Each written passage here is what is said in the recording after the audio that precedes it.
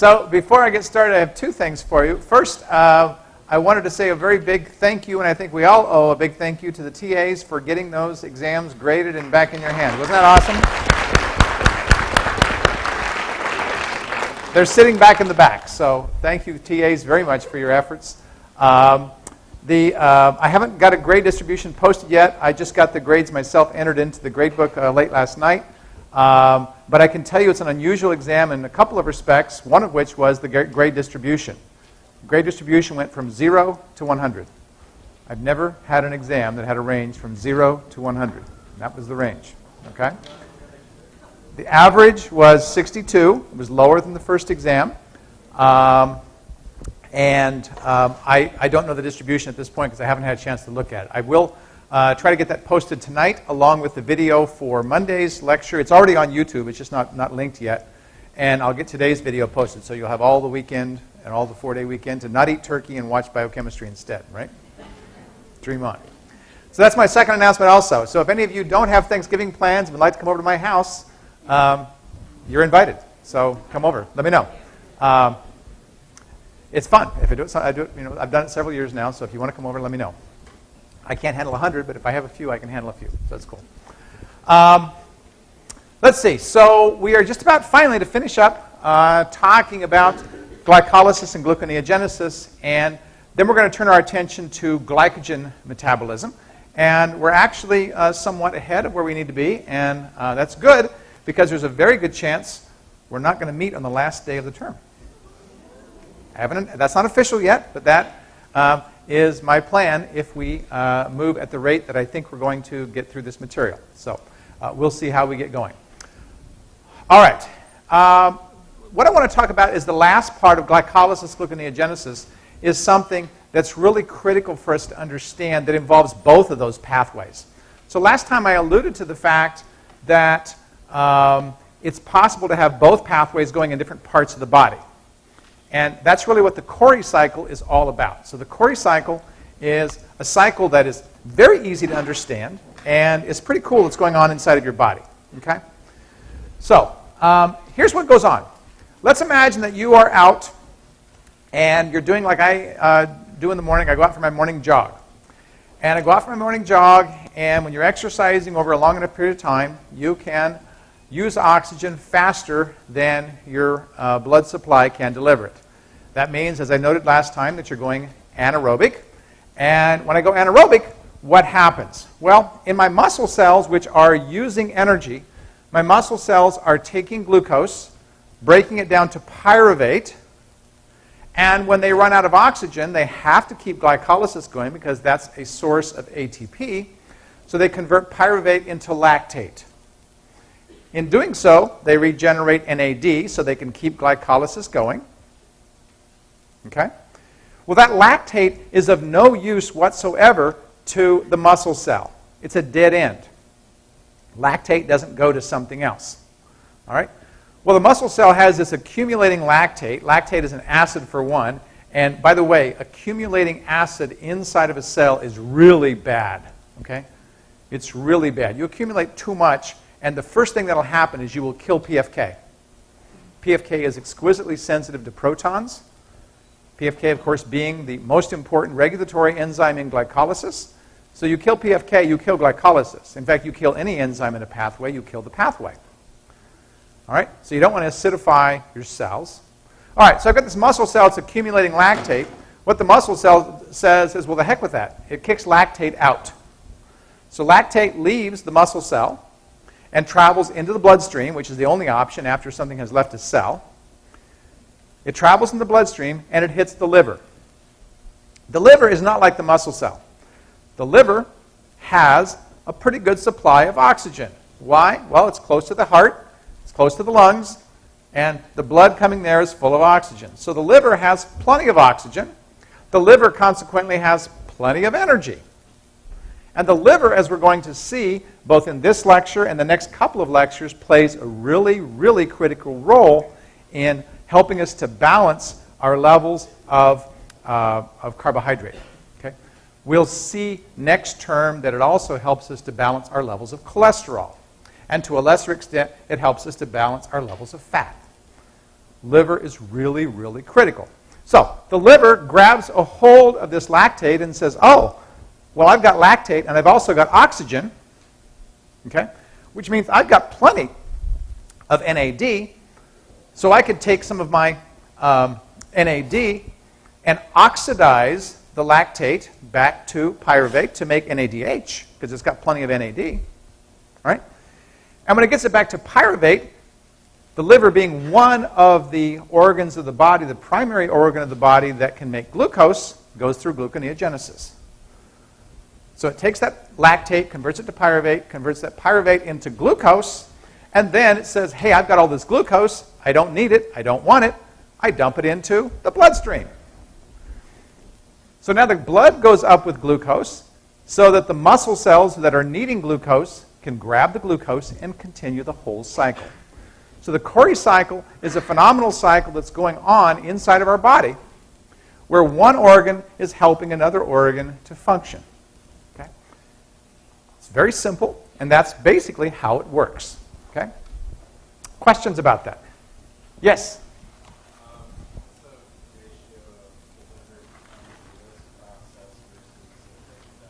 I'm sorry, I can't hear quite your question. The ratio if the liver breaks down glycogen to running this process. The ratio of breaking down glycogen to running this process? It depends on a little bit on the state of glycogen of the liver. So there's no one answer to that question. Okay. If you've been fasting or something, then your glycogen stores are going to be at a lower level than they would be if you were just eating a regular meal and so forth. So I would be reluctant to try to put a percentage onto that. Yeah. Is one of them preferred? It's a good question, actually. What we will see is that the hormonal system that I'll be describing to you in more detail on Monday and Wednesday of next week, the hormonal system is set up to activate both of them. And so there's some tight controls of these, and these pathways themselves are interrelated as a result of both responding to the same hormones. So I'll save the answer for that question until next week, okay? Yes? I think last lecture you described the Futile Cycle. Yes. Would that be those occurring in the same area, but since it's not occurring in the same area, it's... Correct. Okay, so his question is, last time I talked about a futile cycle, and does a futile cycle only happen within the confines of a cell, is basically his question, and the answer is yes, that's correct. This is not a futile cycle, okay? This is happening in two different organs of the body. They're not working counterproductively. In fact, as you can see, they're actually working productively to keep the muscles with a good supply of glucose. Yes? Glucose also supply to other organs? Does the glucose go to other organs? Absolutely. So as I noted last time, that with the only organs of our body that make glucose are liver and muscles. I'm sorry, liver, kidney, and gonads. All right. So we don't have, if we're not eating a meal, all right, and we're not eating constantly. Some people I know do eat constantly, but if we're not eating constantly, then our blood glucose levels are not a function of what we're eating, right? They're a function of how our liver modulates things. So we eat a meal, right? Insulin goes up, glucose goes down, right? So our blood glucose at first is a function of what we've eaten, but as our blood glucose levels go down from insulin use, then something's got to maintain those levels at a certain level. That can be, and that turns out to be your liver that's going to do that. The liver is going to be putting out glucose as appropriate for what your levels of the glucose are in the bloodstream, and that can happen through synthesis as via gluconeogenesis. That can also happen via breakdown of glycogen, as we'll hear soon. But the liver is playing an absolutely critical role in modulating that glucose level. Yes? If insulin decreases glucose levels in the blood, I was curious if there was a hormone of some kind that reduces lactate in the blood, or is there ever any advantage to that? Oh, okay. So his question is there a hormone that reduces levels of lactate in the blood? To my knowledge, there's not. But I'm not also an endocrine specialist, so I can't tell you that definitively, but I don't know of anything that reduces lactate in the blood. One of the things that's interesting about lactate is I talk about it with respect to liver. And liver takes that lactate very nicely and converts it into pyruvate and makes it into glucose, right? Well, it turns out that there's another organ that really likes lactate. It's your heart. Your heart loves lactate, but it's not making glucose out of it. What it's doing is it's taking lactate converting it to pyruvate, okay, just like the liver's doing. But instead of making glucose, it oxidizes that pyruvate into carbon dioxide. We'll talk next term about how pyruvate gets converted to acetyl-CoA, and acetyl-CoA gets burned in the citric acid cycle. So lactate turns out to be a pretty good energy source for the heart. And if you think about it, that makes a lot of sense. You sure want that heart pumping when you're out there running, right? And when you're low on everything else, and you're low on oxygen, lactate's being produced, and the heart is just happy as it can be. That's pretty cool. Yeah? So lactate gets oxidized back to pyruvate, and pyruvate ultimately gets oxidized to CO2. It goes to acetyl-CoA and then to carbon dioxide. Yes? Do all muscle types participate in this, or is it only voluntary skeletal? Do all muscle types participate in this, or only voluntary skeletal muscle? As far as I know, all muscle types can do this. Yes. Good questions. You guys are alert for the day before Thanksgiving. What the heck's wrong with you? Somebody's killed my real class, and they've brought in a bunch of space aliens here, right? So, all right. What's that? Yeah, that's true. That's true. I'm happy with that. It's actually pretty good attendance for a day before Thanksgiving, I have to say. So, one year I gave a quiz the day before Thanksgiving, and you talk about being very popular with one group of people and very unpopular with another group of people. I learned that probably wasn't the way to go. So I'm not going to have a quiz today, I'll tell you that. All right. Any other questions? I know you guys want one bad. Any other questions about sugar metabolism? Okay. Well, we're next going to turn our attention to the easiest metabolic pathway you're ever going to learn. Okay? What's that? Yeah, hey, yay, hooray. Okay? You'll see that there's some things about it that are not easy. But the pathways themselves of glycogen metabolism are trivial. We'll cover them in a few minutes. It doesn't take very long to understand them. Okay? Before we talk about the pathways, though, we need to talk about a little bit about glycogen itself. I've talked something about it already, but I'll remind you of what I've previously said. First of all, glycogen is a polymer of glucose. It is a polymer of glucose that we find in animals. We don't find it in plants. We don't find it in bacteria. It's a polymer of glucose, and the reason we have it is because it's a way of storing glucose.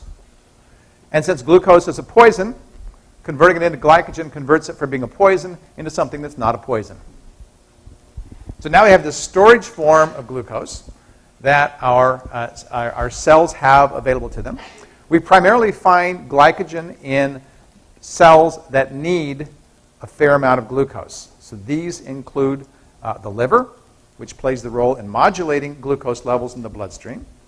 We also find it in muscle cells. Muscle cells have lots of needs for glucose. So that's the two primary places we find glycogen in the body. Yes? Do fungi make glucose polymers Do fungi make glucose polymers? Yes, they do. in the form of amylopectin or cellulose? Fungi will make cellulose, and I think they will make something like amylopectin as well. Yep. Okay. This is the structure of glycogen. Okay, it's a simple structure of glycogen, and I showed it previously. It is a polymer of glucose with alpha-1,4 linkages, and about every 10 residues or so, we have an alpha-1,6 branch. Okay. This figure I like. It shows that schematic very nicely, and you'll notice it's a 1,6 branch, as I noted before, but after the 1,6 branch, it's 1,4, 1,4, 1,4, 1,4. So the only places we see 1,6 bonds are at the point of branches. That's the only place we see alpha-1,6 bonds. Glycogen, as I noted previously, is related to amylopectin, which is what we find in plants. And amylopectin also has 1,6 branches and alpha-1,4 bonds. However, amylopectin doesn't have nearly as many branches. It has them on average about every 30 to 50 residues instead of about every 10. Now, as I noted also previously, the number of branches that glycogen has is critical for quick energy. Critical for quick energy because, as we will see, and here, as we will see, the breakdown of glycogen occurs starting at the ends and moving inwards. So the more ends you have, the more glycogen that can be released quickly. Okay? All right. Now, let's see, what was this? That's an ugly picture. Buster, Yes? you said that glycogen can be released. You mean glucose? Glucose can be released. Yes, sorry. Thank you. Okay. There's glycogen actually within the confines of a liver cell. Okay. Now, here is how glycogen fits into the bigger picture that we'll be talking about. Glycogen is up here, and there's an enzyme that breaks glycogen down called glycogen phosphorylase. We'll spend a lot of time talking about that enzyme. Okay? Glycogen phosphorylase catalyzes the breakdown of glycogen into glucose 1-phosphate. Okay, you saw glucose 1-phosphate earlier when we talked about UDP glucose and galactose metabolism. I told you at the time that glucose 1-phosphate can readily be converted into glucose 6-phosphate. The enzyme that does that conversion is known as phosphogluconeogenesis. I want you to tell me what the intermediate is in that reaction. What is he talking about? The name of the intermediate in the conversion of glucose 1-phosphate to glucose 6-phosphate. You guys know this. Glucose 1,6-bisphosphate. How do you know that? That name, mutase, tells you what? It's not an isomerase, and it puts a phosphate on before it takes the other one off. That's how we got 2,3-BPG. Okay? Similar to the 2,3-BPG story, glucose 1,6-bisphosphate is also stable and can be released at a low level by the enzyme. Unlike 2,3-BPG, however, it doesn't have any effects on the cell that I'm aware of. But you can find glucose 1,6-bisphosphate as a result of this. All right. At that point, you have glucose 6-phosphate, and now you have several directions you can go. You can go into glycolysis, as we've talked about already. We can convert that backwards to glucose by simply clipping off the phosphate if it's in the liver. So we've now converted glycogen to glucose if we do that. And we can also take that glucose 6-phosphate and oxidize it in the pentose phosphate pathway, which we'll talk briefly about next term. And that allows us to make ribose. Ribose is necessary for making nucleotides. Okay, so glycogen is really a wonderful resource of glucose in the cell. Okay, here's that first reaction that I described to you. It's the glycogen phosphorylase reaction. This is an interesting reaction in a couple of ways. All right? Here's glycogen. Here's glycogen that's had a glucose residue clipped off. And the clipping off reaction doesn't involve a hydrolysis. A hydrolysis, of course, is a reaction that uses water to break a molecule into two pieces. Instead, this reaction uses phosphate to break a molecule into two pieces. One of the pieces is glucose 1-phosphate. The other molecule is a glycogen that's one shorter. Okay? Well, why is that significant? Well, it turns out to be kind of a cute little trick that the cell is doing. Okay? Let's imagine that it clipped off that glucose, and instead of using phosphate, by the way, using a phosphate means that reaction is called a phosphorylasis. Phosphorylys.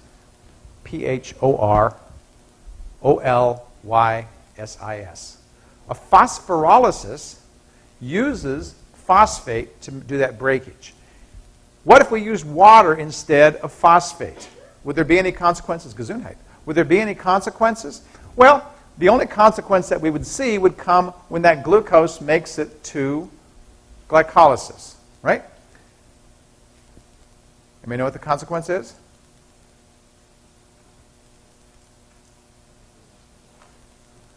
It's not the water, no. So let's say I've got this guy here where I used a phosphate, and let's say I clipped the thing with water instead of that, and I ended up with a glucose instead. What would be the difference with respect to the cell for those two products? Any ideas? What's that? Glucose wouldn't have a phosphate on it. It would be glucose, yes. But that's fine. So what's the difference? What's that? Less energy, right? Because it takes ATP to put a phosphate onto glucose, right? What the cell is doing here is it's saving energy. The cell is putting a phosphate on without using ATP. That could be significant. Why might it be significant? Well, let's think about that muscle cell that's breaking down its glycogen that doesn't have oxygen. Right? If that muscle cell doesn't have oxygen, how many ATPs are going to get out of that glucose? 2. If it has to throw one of them away to get the process started, it's going to get 1. All right? It just doubled its ATP usage. Right? That's cool.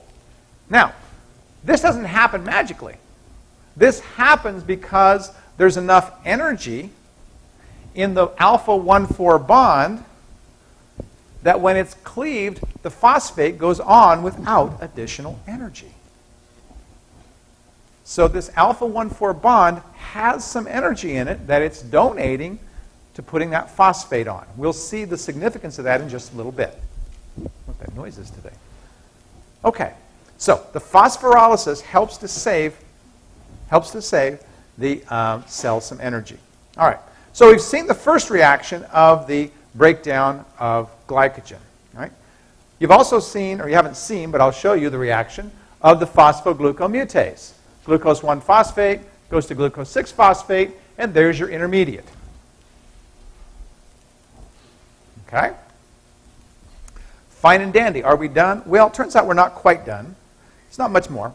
The only other thing is that glycogen phosphorylase is a Fussy enzyme. All right? There's always got to be a catch, right? Glycogen phosphorylase is a Fussy enzyme. It will not cut within 4 residues of an alpha 1,6 branch. When it gets to 4, it stops. Won't touch it. So if the cell didn't have a way of breaking this down further with a different enzyme, this is what glycogen, all of our glycogen would look like at some point. It would have everything about 4 from the end, and then it wouldn't have anything more. All right? Well, it turns out that the cell is an efficient user of its resources, and it has another enzyme that has a name that's about this long that we're not going to use. We're going to call it debranching enzyme, because what it does is it debranches that. It does it in 2 reactions. The first reaction clips off the 3 blue guys and puts them, it converts a alpha 1,4 to an alpha 1,4 down here, moving it from up here to down here. This, however, the green guy is an alpha 1,6 bond, and the alpha 1,6 bond is clipped by water in a hydrolysis reaction to yield the only free glucose that we see in glycogen metabolism, right there. These are done by different enzyme activities, but they're both within the confines of the debranching enzyme itself. This enzyme has 2 enzymatic activities within it. They have different names, but the point is they're both within debranching enzyme. This is debranching enzyme, and this is debranching enzyme. Yes?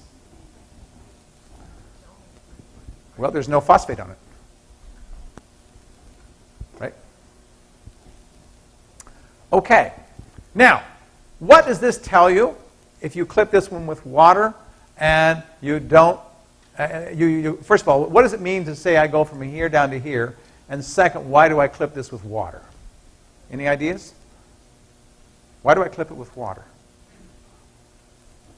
Based on what I've told you, why would you think you would use water instead of phosphate to clip it? Not quite. You said it was the energy of the 1,4 bond, so the 1,6 bond probably that's favorable. The 1,6 bond doesn't have as much energy in it. Okay? Cells always have to work within energy confinements. There's not enough energy in a 1,6 to drive the addition of phosphate, so therefore it can't do it. The only thing it can do is hydrolyze. It uses water. Good answer. Okay. Cool stuff. All right, so now you know glycogen breakdown. 3 enzymes. Glycogen phosphorylase, debranching enzyme, phosphoglucomutase. You're done with the breakdown. Yes, sir? So you said the liver, the kidneys, the gonads, glucose, isn't that from muscle glucose are the ones that bond? So the muscle is breaking down to make glucose, yes, but it's not synthesizing glucose. It's not going through. The only ones that make glucose are doing it with gluconeogenesis. That is starting from a smaller molecule and making a bigger one. This guy is starting with a polymer and breaking it down. So it's a semantic argument, but it's definitely not synthesizing glucose, no. Okay? All right, so there's the breakdown. Let's talk a little bit about the glycogen phosphorylase. I promised you I would talk more about that, and I'll do that here. Okay? Glycogen phosphorylase is probably not going to be your favorite enzyme. Okay? What you see at the end of this class is regulation starts getting a little complicated. You saw it with respect to fructose 2,6-bisphosphate and the enzymes involved in that last time. Now you're going to see it a little bit with glycogen phosphorylase. Okay? Glycogen phosphorylase is an interesting enzyme. It can actually exist in 4 different states. Okay? It exists in 2 states relating to allosterism, and it exists in 2 states with respect to having a phosphate or not having a phosphate. Okay? Don't panic. All right? Now, the 2 states that correspond to having a phosphate or not having a phosphate, these are covalent modifications, right? When it's called phosphorylase A, or I like to call it glycogen phosphorylase A. That means you can call it GPA if you want to. Glycogen phosphorylase A has phosphates on it. Glycogen phosphorylase B does not have phosphates on it. Okay? That's simple. Both the glycogen phosphorylase A and the glycogen phosphorylase B can exist in an R state and can exist in a T state. And if there's something that you haven't learned about R state and T state to this point, I'm going to remind you about it here. Enzymes that flip between R and T states only do it as a result of binding another molecule. That is, they only do it as a result of allosterism.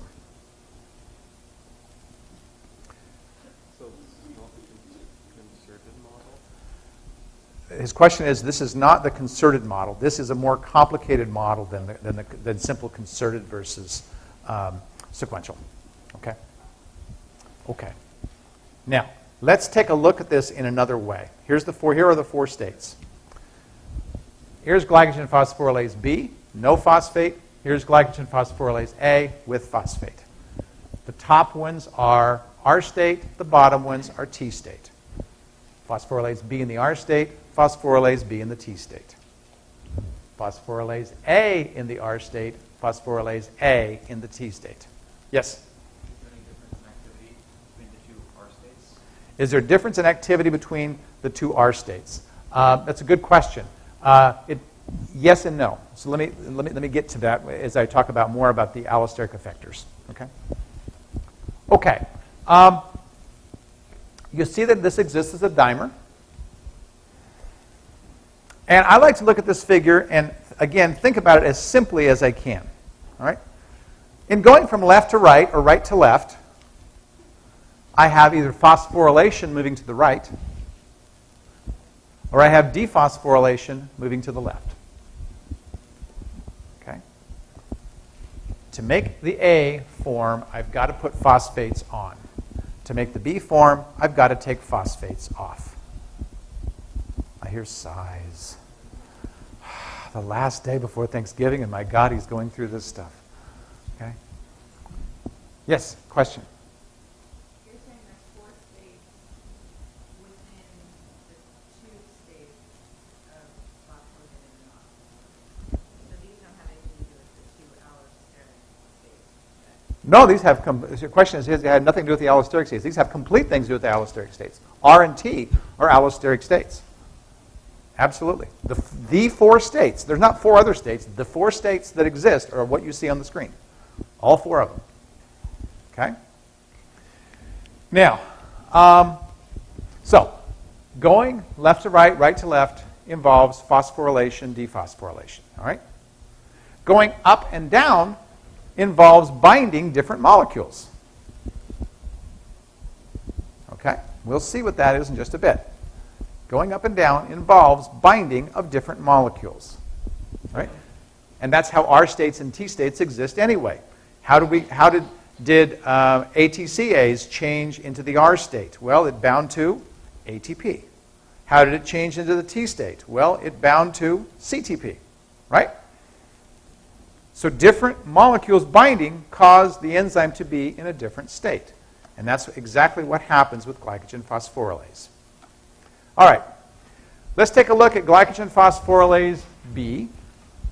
This happens to be in the muscle, but I'm not going to make a big deal out of whether it's muscle or wherever. It just happens to be muscle we've talked about here, okay? This, unfortunately, shows it going left to right, and the other scheme was up and down, so you have to kind of switch your brain a little bit. But this is showing changes in allosteric state in going from T to R and R to T.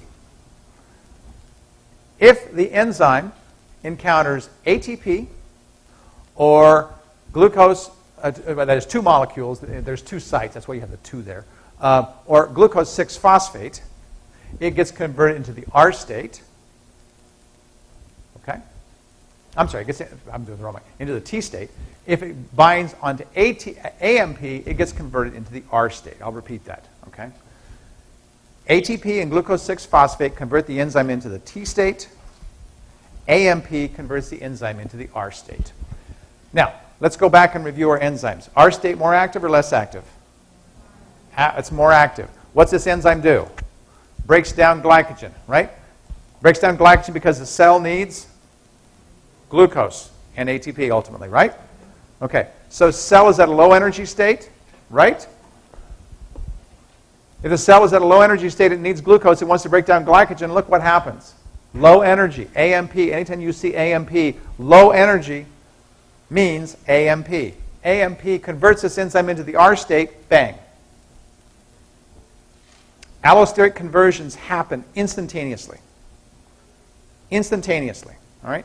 It does not take time for allosteric states to change. It takes time to put phosphates on and take phosphates off.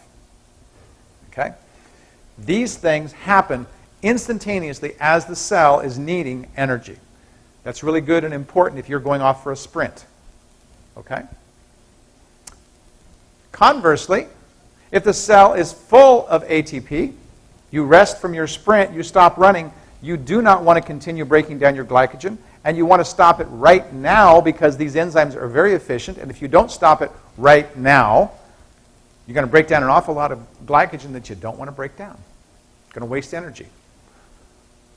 As these concentrations of ATP and glucose 6-phosphate accumulate, both of these indicate high energy, then the enzyme is converted into the T state.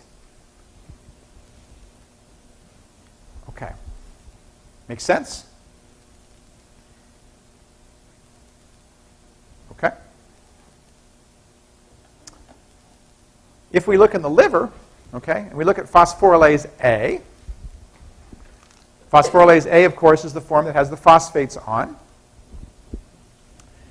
What does it take for this enzyme to go into the T state? Well, it takes glucose.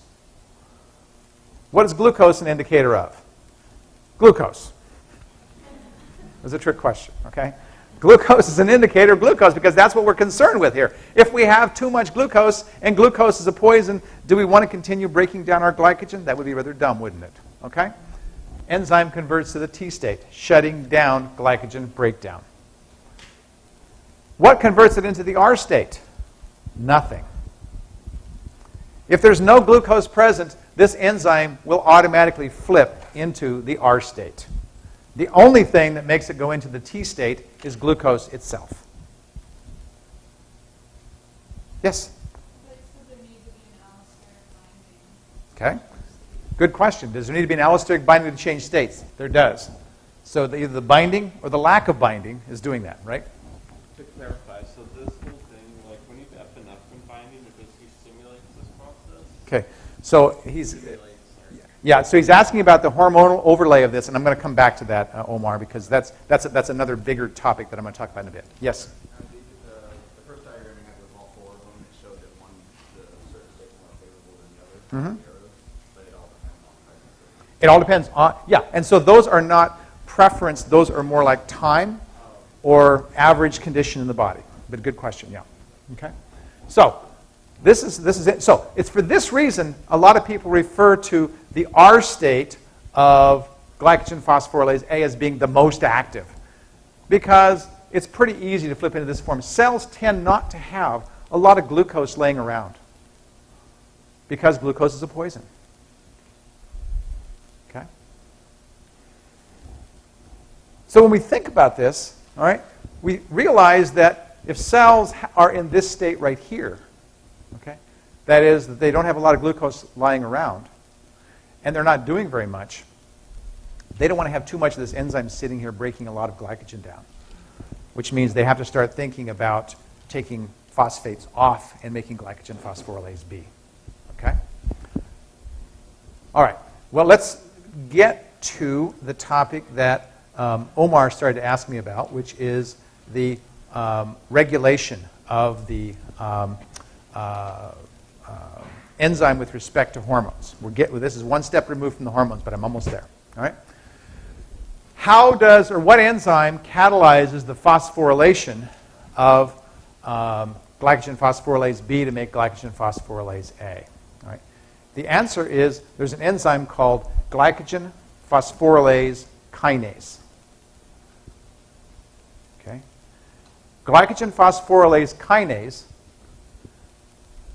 takes two things to be completely activated. Two things. All right? What you see on the screen looks very complicated, and it's actually very simple. All right? One thing is calcium.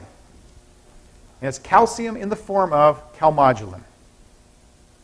Binding of calmodulin to glycogen phosphorylase kinase will convert it into a partially active state. To be fully active, that state has to that enzyme has to be phosphorylated. And what phosphorylates it? Your friend and mine, protein kinase A. Okay? Alternatively, inactive glycogen phosphorylase can get phosphorylated first and become partially active. And to be fully active, it has to bind calmodulin to get over here. In the partially active state, yes, it will convert glycogen phosphorylase B into glycogen phosphorylase A, just not as fast. Now, I like this scheme for one reason. Right? It shows us how our muscle cells are set up to instantaneously start breaking down glycogen when we exercise. Instantaneously. How does that happen? Muscular contraction releases what molecule? Calcium. And look where calcium is, right there. Calcium binds, instantaneously activates some of the enzyme. The enzyme starts breaking down, starts putting on phosphate onto glycogen phosphorylase B, makes glycogen phosphorylase A. Bang, that happens instantaneously. Okay? This route involving protein kinase A requires hormone action. And hormones work pretty fast, but they're not instantaneous. They've got to be synthesized, they've got to be dumped into the bloodstream, and they've got to make it to their target cells. That can take a few seconds to a minute. Okay? Well, when you're trying to escape the grizzly bear and you're running as fast as you can, you want to have that energy now, not waiting on those hormones to kick in down the line. Okay. Questions about that? Yes? If I recall from our teaching on epinephrine, we just about the protein kinase A, and you said it phosphorylates proteins that break down the glycogen. Yep. And also phosphorylates ones and stops them that make glycogen. Very good, yes. Are we going to? Okay, so his question is, when I talked about protein kinase A before, I said it phosphorylated enzymes that stimulate the breakdown of glycogen to activate them, and it also phosphorylated proteins that involved in the synthesis of glycogen to inhibit them. And yes, I'm coming to the synthesis. We haven't talked about that yet. Okay. This is cool. All right. So now, the overall hormonal control, that's not it, looks like this. Okay? This is what you saw before. There's the epinephrine. There's the receptor. There's the G protein. There's the activation of adenylate cyclase. There's the synthesis of cyclic AMP. There's the activation of protein kinase A. And now you see overlaid on that the phosphorylation of phosphorylase kinase. By the way, most books call it phosphorylase kinase. I call it glycogen phosphorylase kinase, but either one's fine. It's activating, and the blue in each case is the active form of each enzyme. It's activating phosphorylase kinase, and phosphorylase kinase is converting B into A. Okay? If we think about, as people talk about A being the more active form and B being the less active form, okay, we can see how what this has done has stimulated the breakdown of glycogen. Okay? Okay. Structure of epinephrine, right there. And, there's another hormone that works similar to epinephrine, but it's not epinephrine. It's called glucagon. Glucagon is a peptide hormone, and its action is very, very much like that of epinephrine. Stimulates that pathway, stimulates the activation of protein kinase A, stimulates the phosphorylation of glycogen phosphorylase kinase, and stimulates the conversion of glycogen phosphorylase B into glycogen phosphorylase A. Okay? That's the whole sequence of that peptide hormone in amino acids right there. Questions? What do you guys say we finish with a song and end it early? No? Okay. Oh, okay.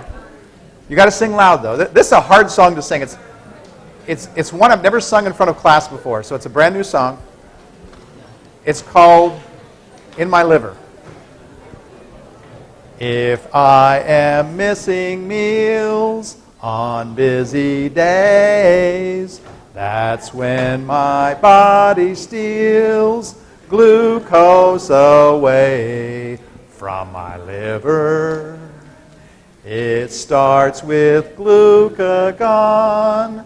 When I'm weak-kneed, the hormone starts to spawn new energy in my liver.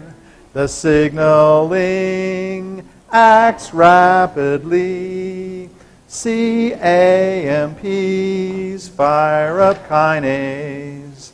Phosphorylase then gets reactivated.